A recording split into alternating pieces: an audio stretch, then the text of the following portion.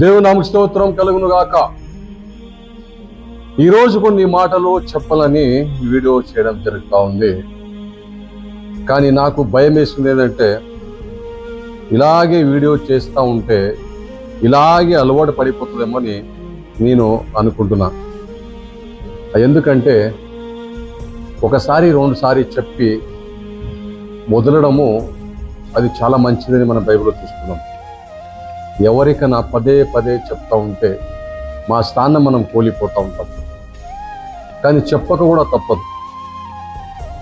మరి ఈరోజు YouTube open చేస్తే క్రైస్తవులు, హైందూ సోదరులు ఎక్కువ చూస్తాయి. మరి ముస్లిం సోదర్స్ ఎక్కువ కనిపారు, కానీ హిందూ సోదరులు, క్రైస్తవులు కొంతమంది అందరు కాదు, అదే పని మీద ఉంటారు వాళ్ళు. ఇటు క్రైస్తవులు, హిందూ సోదరులు.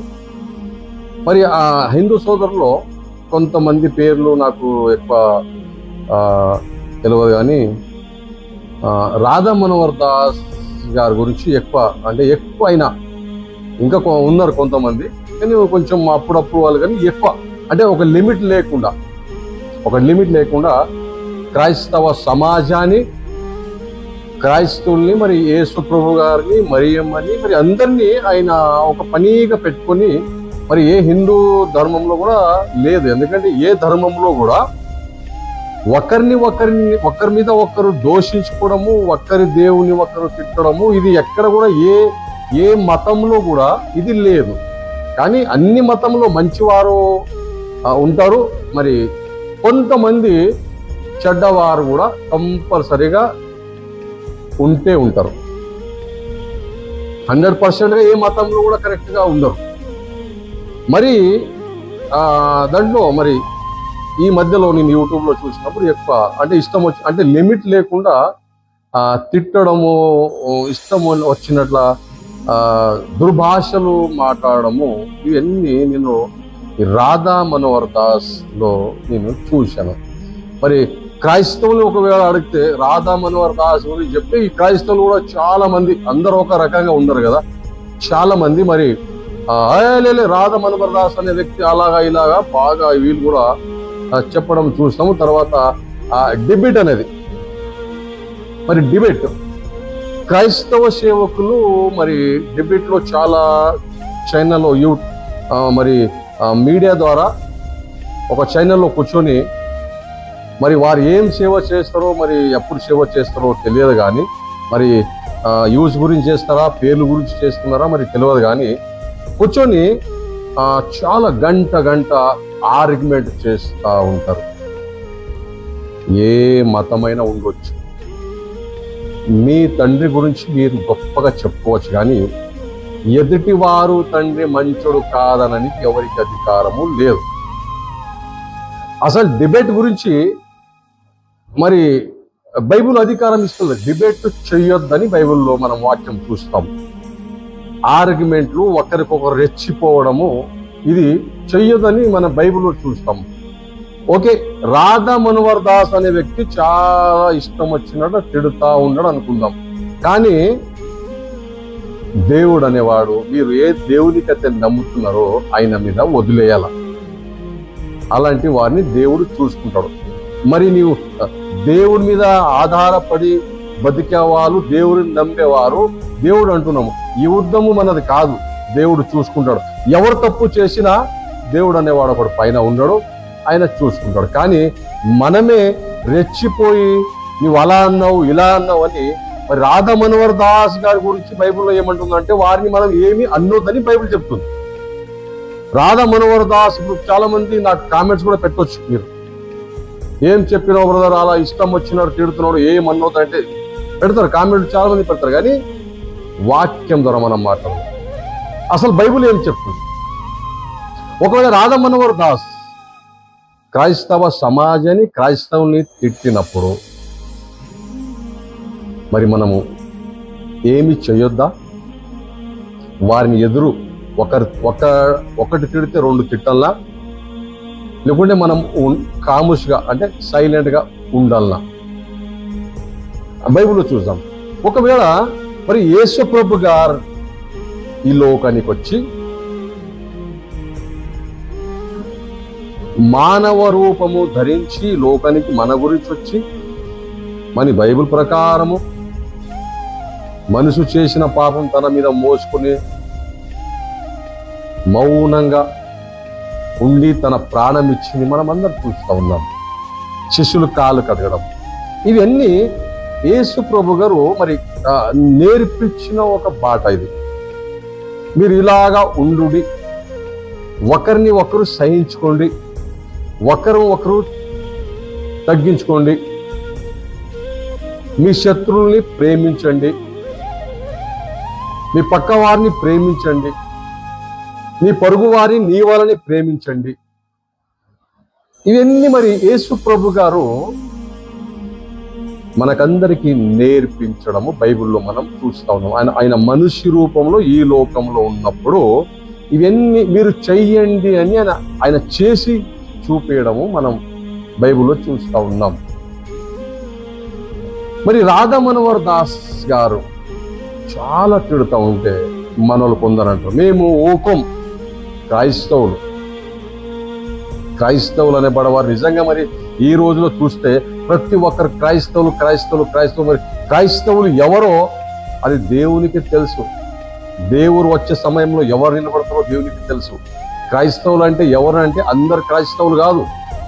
బైబిల్ ప్రకారం చూస్తే క్రియలు ఉన్నవారే క్రైస్తవులు. బైబిల్ ప్రకారం చూస్తే క్షమించేవారే క్రైస్తవులు, దుఃఖపడేవారే క్రైస్తవులు,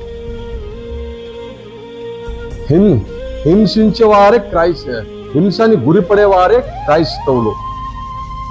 మతాయాలు చాలా క్లారిటీగా ఉంది. దుఃఖపడేవారే ధనులు అంట. అయితే ఇక్కడ చూస్తే మరి డెబిట్ గురించి ఈరోజు మాట్లాడదాం. డెబిట్ చేయాలన్నా వద్దా?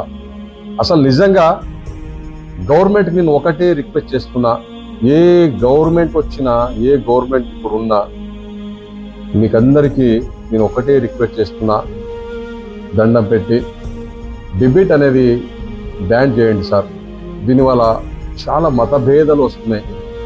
యూత్ పిల్లల్లో చాలా వారి మైండ్ అంతా వీళ్ళంతా ఎలా చేస్తున్నారంటే ఆ స్టూడియోలో కూర్చొని మంచి ఉన్న వారిని చెడగొడుతున్నారు. ఏదేదో ఆలోచన యూత్ మొత్తం పాడైపోతుంది దీనివల్ల. దేవుని బైబిల్ అంటుంది, దేవుని ఎవరు చూడలేదు. పక్కన ఉన్న మనిషిని ప్రేమిస్తే ఆ మనిషిలో దేవుడు ఉన్నాడని బైబిల్ మనం చూస్తూ ఉన్నాం. మీరు దేవుని ఆలయమై ఉన్నారు అని బైబిల్ చెప్తుంది. మీరు అంటే క్రైస్తవులే లేదు ఇక్కడ. యేసు ప్రభు క్రైస్తవుల గురించి రాలేదు ఇక్కడ, బైబిల్ ఎక్కడ లేదు. క్రైస్తవులు ఎవరు అంటే యేసు ప్రభు వాక్య ప్రకారము నడిచేవారే క్రైస్తవులు. ఈ రోజు చూస్తే యూట్యూబ్లో నేను క్రైస్తవుని, నేను నా సంఘము, నా చర్చ్, నా దగ్గర ఎక్కువ మంది వస్తారు, నీ దగ్గర ఎక్కువ మంది వస్తారు. ఇవి చాలా ఈ నాటకాలన్నీ జరుగుతూ ఉన్నాయి. అందుకే మతాయలో ఒక మాట రాయబడ్డది, ప్రభువా ప్రభువా ప్రభువా అనబడేవారు పరలోక రాజ్యంలో చేరతారని ఎప్పుడు అనుకోకండి.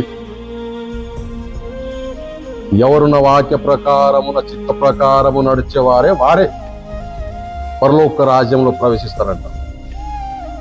గలతీయులకు రాసిన పత్రిక 5వ అధ్యాయము 26వ వచనంలో చూస్తే, ఒకరినొకరము వివాదమునకు రేపకయు, ఒకరి యందొకరము అసూయ పడకయు, వ్యర్థముగా అతిశయ పడకయు ఉందాము. చాలా క్లారిటీగా 4 మాటలు చెప్పి ముగిస్తాను నేను. చాలా క్లారిటీగా, అవసరము లేదు వివాదానికి గురి కావడము, ఒక్కరి మీద ఒక్కరు దుమ్ము పోసుకొని నీ దేవుడు పెద్ద, నా దేవుడు పెద్ద, నీవు పెద్ద, అవసరము లేదు. రాధా మనోహర్ దాస్ కన్నా పర్వాలేదు, మేము కూడా అలాగే సవాల్ జవాబు చేసుకుంటాం. అంటే మరి ఇద్దరికి ఏది కూడా తేడా లేదు. మరి మీరు క్రైస్తవుని కనబడాలంటే రాధా మనోహర్ దాస్ గారు తిట్టిన కూడా తిట్టించుకోవాలని బైబిల్ చెప్తుంది మనకు. యుద్ధము మనది కాదని, యుద్ధము యెహోవాదని పాటపడతాం కదా మనం. ఆయన ఉన్నాడు కదా, మనకెందుకు రిస్క్, ఆయన చూసుకుంటాడు. ఒకవేళ చేత అయితే రాధా మనోహర్ దాస్ గారి ప్రేయర్ చేద్దాం. రాధా మనోహర్ దాస్ గారి వాళ్ళ మనసు మార్చాలని ప్రార్థన చేద్దాం. ప్రార్థనలో చాలా శక్తి ఉంది. ఎంతమంది దేవుని మాట అయిన దేవునికి లోబడలేరు? మీ ప్రేయర్లో శక్తి ఉంటే రాధా మనోహర్ దాస్ కూడా మాత్రమే, ఎవరికి తెలుసు? ఆ పని చేయాలి. కానీ వారు ఏదో అన్నారని రాధా మనోహర్ దాస్ కాకుండా ఇంకా చాలా మంది ఉన్నారు, పేరు నాకు ఎక్కువ తెలియదు, చాలా మంది ఉన్నారు. మరి వారందరి గురించి ప్రార్థన చేయండి. శత్రువు గురించి ప్రార్థన చేయమని చెప్పినప్పుడు మరి వారందరి గురించి ప్రార్థన చేయాలి కదా క్రైస్తవులు అనబడేవారు. ఇక చూడండి ఎంత చక్కగా ఒకరమొకరము వివాదము రేపక, ఒకరియందొకరము అసూయపడక, వ్యర్థముగా అతిశయపడక ఉందమని దేవుని వాక్యము సెలవిస్తుంది. ఒకవేళ రాధా మనోహర్ దాస్ ఇంకా చాలా మంది ఉన్నారు కదా, వాళ్ళందరి గురించి మనం ఏం చేయాలంటే ప్రార్థన చేయాలంటే, ఇక్కడ చూడండి రోమిలకు రాసిన పత్రిక 12:14 చూస్తే, మిమ్మను హింసించే వారిని దీవించుడి గాని శపించదంట. ఇది క్రైస్తవులకు ఉన్న ఒక క్లారిటీ. మరి ఈ లోకంలో అందరు క్రైస్తవులు చెప్పుకుంటున్నారు, కానీ క్రియలు ఎక్కడున్నాయి? అసలు క్రైస్తవుని చూస్తే అసలు ఎలాగా అయిపోవాలా, ఎదుటి వారిని చూస్తే అలాగా లేదు. అందరు క్రైస్తవులు అనుకుంటాం, కానీ యేసు ప్రభు గారు అసలు కొట్టిన, తిట్టిన, ముఖం మీద ఉంచిన, చంప మీద కొట్టిన ఇంకొక చంప అయ్యనని ప్రభు గారు మనకు చెప్తా ఉన్నారండి. యేసు ప్రభు గారు అంటున్నారు, ఒక చంప మీద కొడితే ఇంకొక చంప ఇయ్యాలంట. అది క్రైస్తవులో ఉందంటారా? ఎక్కడైనా విన్నామా ఈ మాట? ఎక్కడన్నా చూసామా? మరి ఎందుకు ఉంటలేదండి? మనము బైబిల్ ప్రకారం ఎందుకు నడుస్తలేము? ఎందుకు? ఎదుటి వాడు ఒకటంటే మనం ఒకటంటే వారికి మాకు ఏంది తేడా? చాలా మనం ఇది చూస్తే అసలు క్రైస్తవ సమాజము మరి ఎక్కడ వెళ్తుందో ఇక్కడ చూడండి. మిమ్మును హింసించిన వారిని దీవించుడి కానీ శపించుదంట. ఇది బైబుల్ నేర్పిస్తున్న పాట, మాట. ఇది ఒక దారి. ఇది అసలు యాక్చువల్లీ క్రైస్తవులకు ఉన్న లక్షణాలు ఇవి పక్కన పెట్టేసేసి నీవెంత నేనెంత, ఇది క్రైస్తవులకు ఉండొద్దని బైబిల్ సెలవిస్తుంది. చాలా మంది మన పర్సనల్ అది మీరు ఒకరికొకరు చేస్తున్నారేమో, కానీ బైబిల్ ప్రకారం మాత్రం అది చేయొద్దంట. ఇక చూడండి మత్తయి సువార్త 5:10 చూస్తే, నీతి నిమిత్తము హింసించబడేవారు ధన్నులు, పరలోక రాజ్యము వారిది. నా నిమిత్తము జనులు మిమ్మను నిందించి హింసించి మీ మీద అబద్ధంగా చెడమాటలు పలికినప్పుడు మీరు ధన్యులు. అంటే మీరు ఎదురాడొద్దని బైబిల్ చెప్తుంది. వారు దోషించినా, నిందించినా, తిట్టినా, చెడు మాటతో అబద్ధం చెప్పినా, ఏమి చేసినా కానీ బైబిల్ క్రైస్తవులు అనబడేవారు ఎవరైతే దీని ప్రకారము నడిచేవారు ఉన్నారో వారికి బైబిల్ ఏం సందేశం ఇస్తుందంటే, మీరు ధన్యులు. ఎప్పుడు ధన్యులు అంటే సైలెంట్గా, ఓపికతో, తగ్గింపుతో ఉన్నప్పుడు మీరు ధన్యులు. ఇది మనకు బైబిల్ నేర్పిస్తున్న మాట. ఇంకా ఒక మాట మనం చూద్దాం. ఇక్కడ చూడండి, మరి యేసు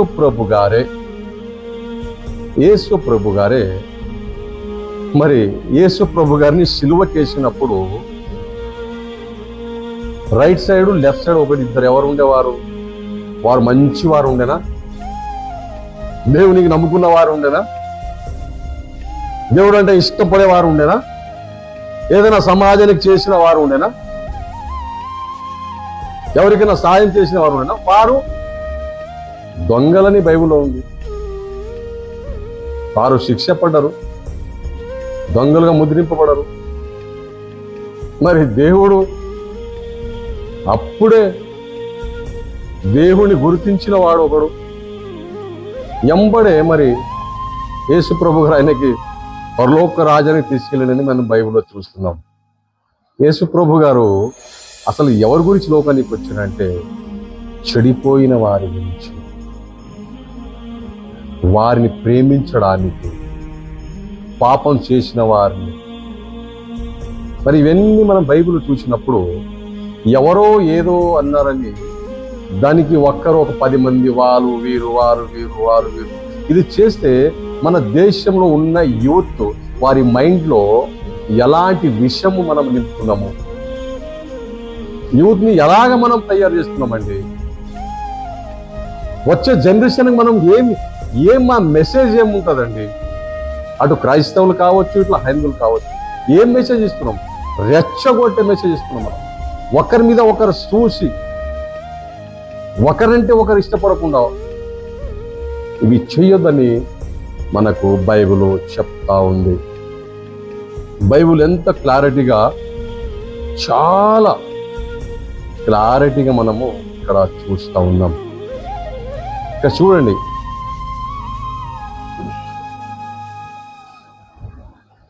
చూడండి, తీతుకు 2వ అధ్యాయము, తిమోతి 2:24 ఒక మాట చూసి నేను ముగిస్తానండి. సత్య విషయమైన అనుభవ జ్ఞానము వారికి కలుగుటకై దేవుడు ఒకవేళ ఎదురాడే వారికి మార్చునేమో దయచెయ్యను.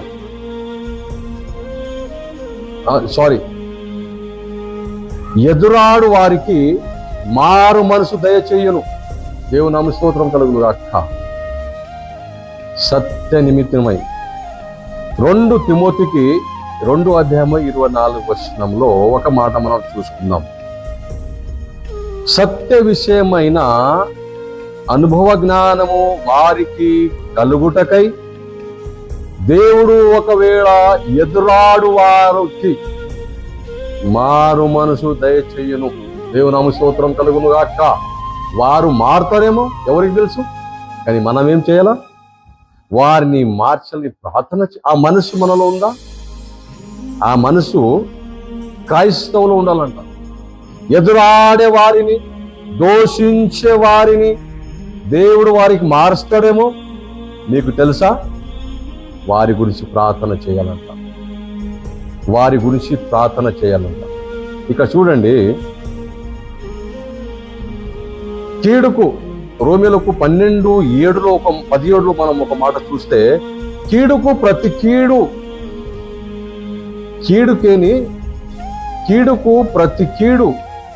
నీకు చేయొద్దు. మనుషులందరి దృష్టికి యోగ్యమైన వాటిని గురించి ఆలోచన కలిగి ఉండుడి. దేవుని నామ స్తోత్రం కలుగును గాక. కీడుకు ప్రతి కీడు చెయ్యటము క్రైస్తుల పని కాదని మనము బైబిల్లో చూస్తున్నాం. కీడుకు ప్రతి కీడు చేయడము మన పని కాదు. అందుకే మరి దేవుని వాక్యం మనకి ఏం సెలవిస్తుందంటే, ఎవరైతే చాలా మంది ఇష్టం వచ్చినట్లు మాట్లాడేవారు ఉన్నారో వారిని మనము వారి గురించి ప్రార్థన చేయాలంట.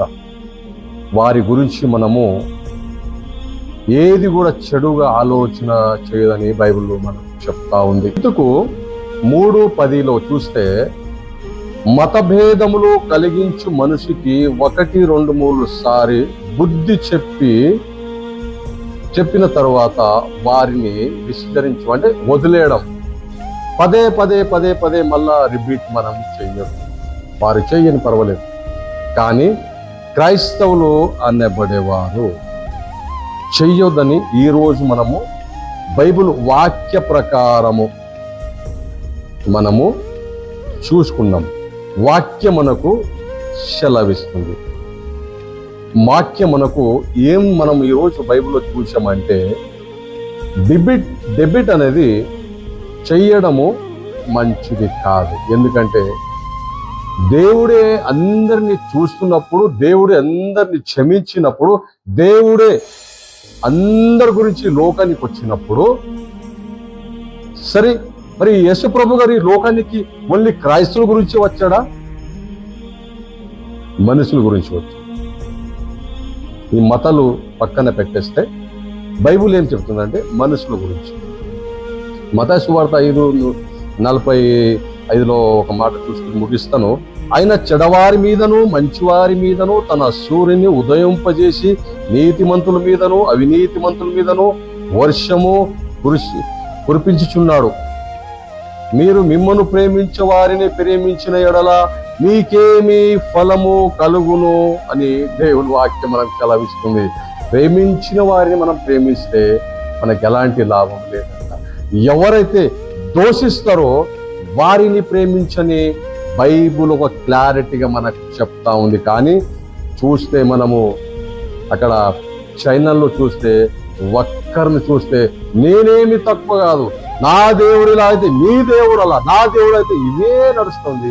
సో దయచేసి క్రైస్తవులు అనబడేవారు, వాక్య ప్రకారము నడిచేవారు, దేవుడంటే భయం ఉన్నవారు, దేవుడంటే ఇష్టం ఉన్నవారు, దేవుని వాక్య ప్రకారము నడిచే వారిని ఈ బైబిల్లో సెలవిస్తుంది. ఏంటంటే నేనే మంచి వారి పైనను చెడ్డవారి మీదను సూర్యుని వర్షాన్ని అన్ని నేను చూపించినప్పుడు మీరు ప్రేమించే వారిని ప్రేమిస్తే లాభం ఏమి అని మనకు బైబిల్ అడుగుతా ఉంది. సో అందుకే దయచేసి నా వాక్యం వినవారు దయచేసి అనవసరమైన మెసేజ్ నాకు పెట్టకండి. ఏదైనా మెసేజ్ పెడితే వాక్యం మూలంగానే మెసేజ్ పెట్టండి. సో దయచేసి బైబిల్ మనకి ఏం చెప్తుందంటే వివాదానికి ప్రతి వివాదం చేయదంట, క్షమించాలంట, శత్రుని ప్రేమించాలంట, మన తిట్టిన వారి గురించి మనం ప్రేమించాలంట. ఇటు మాటలు దేవుడు ఏమించాడు.